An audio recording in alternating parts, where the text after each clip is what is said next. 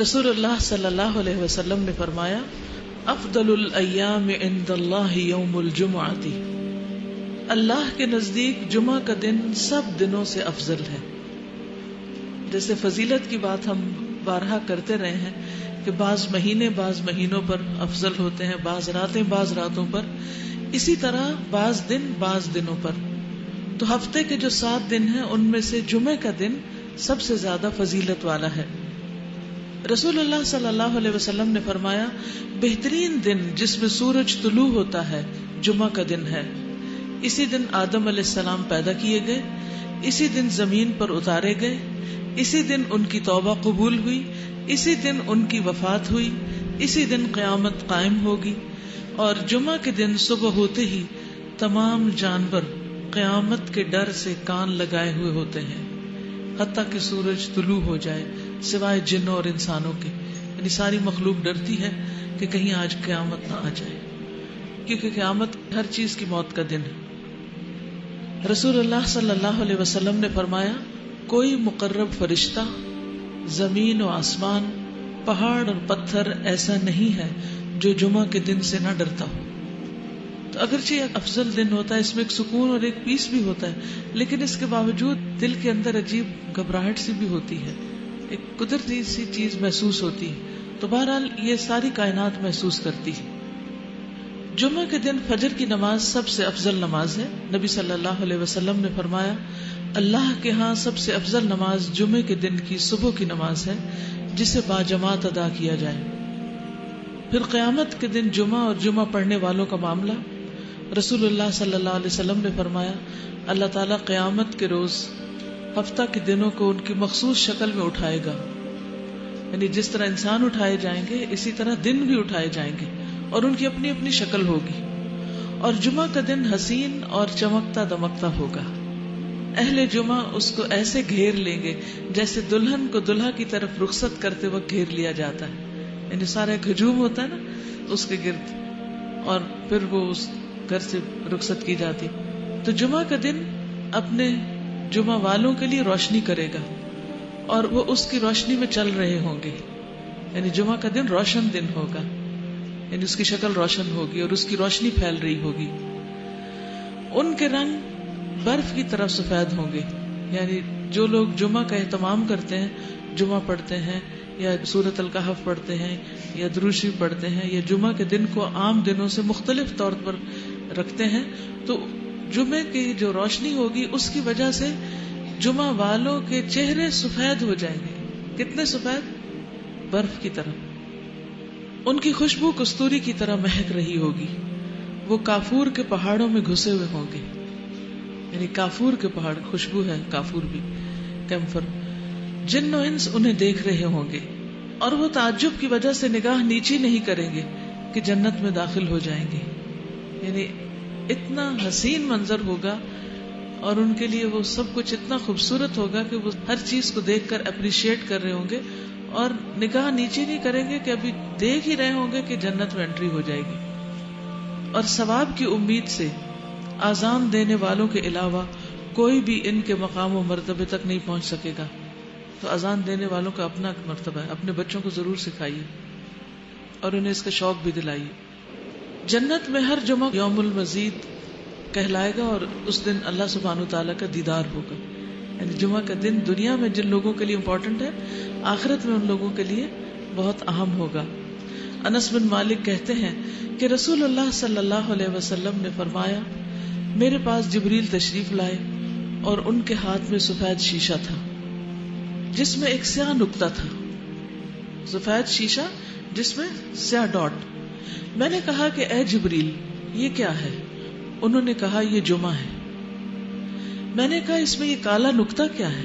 انہوں نے کہا هذه الساعة تقوم يوم الجمعة وهو سید الایام عندنا. یہ وہ گھڑی ہے جس میں قیامت قائم ہوگی. یعنی اس لیے اس کو سیاہ رکھا گیا کہ اس ٹائم پر قیامت قائم ہوگی. اور جمعہ کا دن ہمارے دنوں میں سردار ہے اور ہم اسے قیامت کے دن یوم المزید کے نام سے پکاریں گے. قیامت کے دن جمعہ کا نام کیا ہوگا؟ یوم المزید. میں نے کہا تم اسے یوم المزید کے نام سے کیوں پکارو گے؟ انہوں نے فرمایا آپ کے رب عز و جل نے جنت میں ایک وادی بنائی ہے جو سفید مسک سے بھی زیادہ خوشبودار ہے. بس جب جمعہ کا دن ہوگا تو اللہ تبارک و تعالی اعلی علیین سے اپنی کرسی پر نزول فرمائیں گے. پھر اللہ تعالیٰ کرسی کو نور کے ممبروں سے گھیریں گے. سینٹر میں کرسی ہوگی اور آس پاس کیا ہوں گے؟ نور کے ممبر. تو نبی آئیں گے یہاں تک کہ ان پر بیٹھ جائیں گے نور کے ممبروں پر. پھر اللہ تعالیٰ ممبروں کو کرسیوں سے گھیریں گے. اب امیجن کرتے جائیں, یعنی پہلے ممبر ہوں گے, پھر اس کے بعد کرسیاں ہوں گی. صدیق اور شہداء آئیں گے یہاں تک کہ وہ ان پر بیٹھ جائیں گے. پھر اہل جنت آئیں گے یہاں تک کہ وہ ٹیلوں پر بیٹھ جائیں گے. ان کے لیے کرسیاں اور ممبر نہیں ہیں. عام لوگوں کے لیے کیا ہوگا؟ ٹیلے, جیسے عوام بیٹھتی. بس ان کے لیے ان کا رب تبارک و تعالیٰ اپنا جلوہ فرمائے گا. اللہ سبحانہ و تعالیٰ اپنا آپ دکھائیں گے یہاں تک کہ وہ اس کے چہرے کی طرف دیکھیں گے. یوم المزید. سبحان اللہ. وہ فرمائے گا میں وہ ہوں جس نے تم سے اپنا وعدہ سچ کر دکھایا. اللہ تعالیٰ اپنا تعارف کیسے کرائیں گے کہ میں نے تم سے ایک وعدہ کیا تھا اس دن کا, تو میں نے وہ وعدہ پورا کر دیا, اور میں نے تم پر اپنی نعمت پوری کر دی. یہ وہ مقام ہے جس میں میں اپنے بندوں کی تکریم کر رہا ہوں, ان کو عزت بخش رہا ہوں. فی مقعد صدق عند ملیک مقتدر, جیسے قرآن مجید میں آتا ہے. سو تم مجھ سے مانگ لو جو چاہیے لو. اب چنانچہ وہ اس سے رضامندی کا سوال کریں گے کہ اللہ آپ ہم سے راضی ہو جائیں. ایسے بندوں کی دنیا میں بھی یہی خواہش ہوتی ہے کہ اللہ تعالیٰ ہم سے راضی ہو جائے, وہ خوش ہو جائے, وہ ناراض نہ ہو, کیونکہ وہ راضی ہو جائے تو سب نعمتیں اپنی. تو اللہ تعالیٰ فرمائے گا میں راضی ہوں, اسی وجہ سے تو میری رضا نے تمہیں میرے گھر میں اتارا ہے اور تم کو میری تکریم دی ہے. تم مجھ سے کچھ مانگ لو, کچھ لے لو. چنانچہ وہ اس سے مانگیں گے. یعنی اللہ تعالیٰ کو پسند ہے کہ بندے اس سے مانگے, اور بندوں کو یہ پسند نہیں آتا کہ کوئی ان سے کچھ مانگے, وہ غصہ کرتے ہیں. یہاں تک کہ ان کی خواہش ختم ہو جائے گی, مانگ مانگ کے بس پھر کچھ نہیں دل میں رہے گا. تو وہ اس وقت ان کے لیے وہ کچھ کھولے گا جسے کسی آنکھ نے نہیں دیکھا, کسی کان نے نہیں سنا, اور نہ کسی دل پر اس کا گزر ہوا. اور یہ اتنے وقت میں ہوگا جتنا وقت جمعہ کے دن لوگوں کے واپس ہونے میں لگتا ہے. یعنی یہ سب کچھ اتنی دیر میں پورا ہو جائے گا جمعہ کے لیے جاتے آتے میں. پھر رب تبارک و تعالیٰ اپنی کرسی پر چڑھیں گے اور اس کے ساتھ شہداء اور صدیق بھی ہوں گے. بالا خانے والے اپنے بالا خانوں میں واپس چلے جائیں گے. وہ سفید موتی کے ہوں گے جن میں کوئی دراڑ اور عیب نہیں ہوگا, کہ ون پیس ہوگا وہ, یا سرخ یاقوت کے ہوں گے یا سبز زبرجد کے ہوں گے, ہر ایک کا اپنا اپنا ہوگا.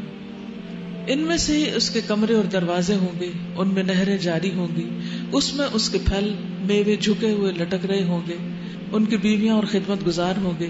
وہ جمعوں کی طرف جانے سے بڑھ کر کسی اور چیز کے محتاج نہیں ہوں گے تاکہ مزید کرامات حاصل کر لیں.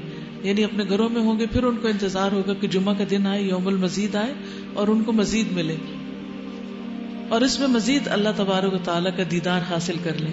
اسی لیے اس کو یوم المزید کے نام سے پکارا جائے گا. دعا کیجیے کہ اللہ سبحانہ و تعالیٰ ہم سب کو یوم المزید کی اس صحبت سے نوازے. اور جمعہ کا دن جو ہے وہ دنیا میں بھی مسلمانوں کے لیے عید کا دن ہے. اس دن گناہوں کی بخشش ہوتی ہے. الصلاۃ الخمس والجمعۃ الی الجمعۃ کفارۃ لما بینہن ما لم تغش الکبائر. رسول اللہ صلی اللہ علیہ وسلم نے فرمایا 5 نمازیں اور ہر جمعہ دوسرے جمعہ تک درمیانی مدت کے گناہوں کا کفارہ ہے.